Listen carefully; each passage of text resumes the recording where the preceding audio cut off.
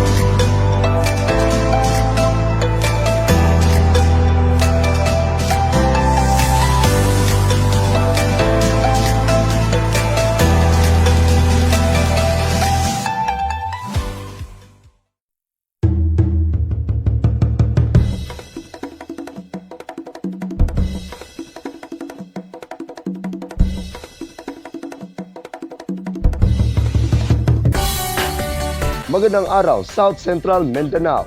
Narito na ang mga pangunahing balita sa Socksurge and Headliners ngayong Oktubre 30, taong 2024. Road project sa isang barangay sa lungsod ng General Santos sisimulan na. Narito ang ulat.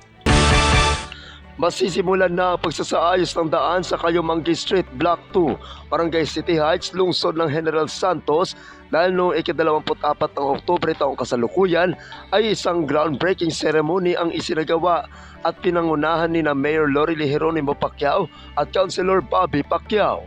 Ang proyektong ito ay may pondong 10 milyong piso mula sa pondo ng lungsod at inaasahang magbibigay ng mas maayos na daan para sa mga motorista at naninirahan, kasabay na ang pagunlad ng lokal na ekonomiya sa lugar.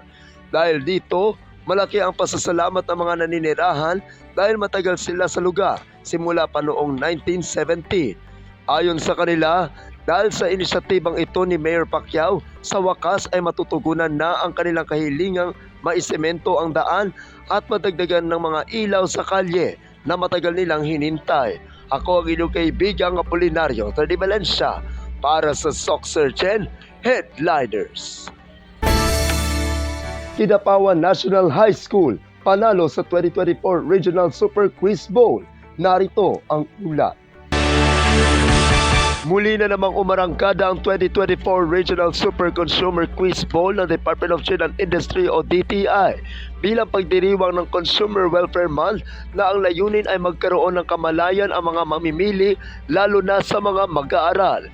Sa nangyaring labanan, 12 paaralan ang nakapasok sa championship na kung saan dumaan sila sa citywide o provincial-wide na labanan na nilahukan ng 164 na mga mag-aaral mula sa junior high school.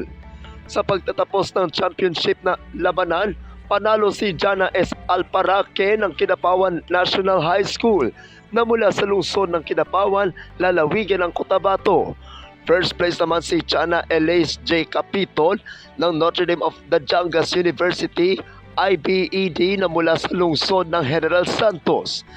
At isa pa mula sa lungsod ng General Santos ang pumasok sa second place. Ito ay si Precious Ayumi R. Alejandria ng New Society National High School. Samantala, ang pambato ng lalawigan ng Sultan Kudarat na ang Sultan Kudarat State University Laboratory High School ay nasa pang-6 na pwesto. Pang-7 ang Isula National High School at pang-11 naman ang Calamansig National High School. Ang Regional Championship Competition ay kinarap sa KCC Mall of Marbel Event Center sa lungsod ng Coronadal, lalawigan ng South Cotabato noong ika-29 ng Oktubre taong kasalukuyan. Ang KCC Mall of Marbel ay kapartner ng DTI 12 sa aktibidad. Ako ang inyong kaibigang Apolinario Terdi Valencia para sa Socksurge and Headliners. Para sa uling balita, parangal at medical mission isinagawa sa pagtatapos ng Cooperative Month sa lungsod ng Tacurong. Narito ang ulat. sa pagtatapos sa pagdiriwang ng Cooperative Month sa lungsod ng Tacurong na kung saan nagkaroon ito ng awarding ceremony na pinangunahan ng City Cooperatives and Development Council o CCDC kahapon, ika-29 ng Oktubre taong kasalukuyan sa City Cultural and Sports Center. Kinilala ng kaganapan ng mga natatanging tagumpay sa mga kooperatiba at itinampok ang iba't ibang mga pagtatanghal ng intermisyon, pagbibigay ng plake at isang medical na misyon para sa mga dumalo. Binuksan ang programa sa pamamagitan ng mga pahayag mula kay TCCU Chairman Rodrigo P. Hamorabon na sinundan ang buod ng mga aktibidad ng Cooperative Month na ipinakita ni City Cooperatives Officer Diana T. Guadalupe. Sa kanyang mensahe, binigyang diin ni City Mayor Joseph George Elechoncito MDDPA ang papel ng mga kooperatiba sa pagpapaunlad ng lokal na kaunlaran at pagkakaisa. Si City Councilor Honorable Nestor D. Casador ng Chairperson sa Committee on Cooperative and Livelihood and People's Participation ay naghatid ng isang inspirational message na kinilala ang mga kontribusyon ng mga kooperatiba sa paglago ng ekonomiya. Ang mga espesyal na parangal ay iginawad sa mga kasapi para sa kanilang mga kontribusyon na may isang seremonya ng paggawad ng plake na nagpapangaral sa huwarang serbisyo. Nagtapos ang programa sa pangwakas na pananalita mula kay Elizabeth H. Buenacosa, Vice Chairperson ng CCDC. Ako ang inyong kaibigang Apolinario Trady Valencia para sa Soxergen Headliners.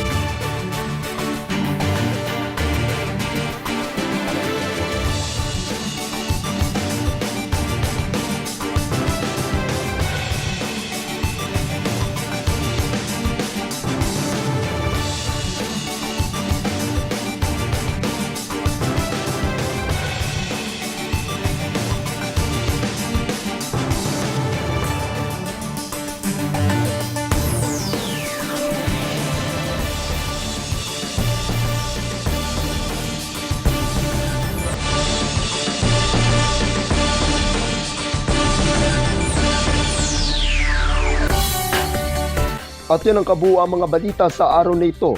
Mga balitang kailangan ninyong malaman. Balitang walang kinakampihan. Balitang totoo. Balitang may dalang aral at inspirasyon. Ito ang Soxergen Headliners. Hanggang bukas, maraming salamat at magandang araw, kaibigan.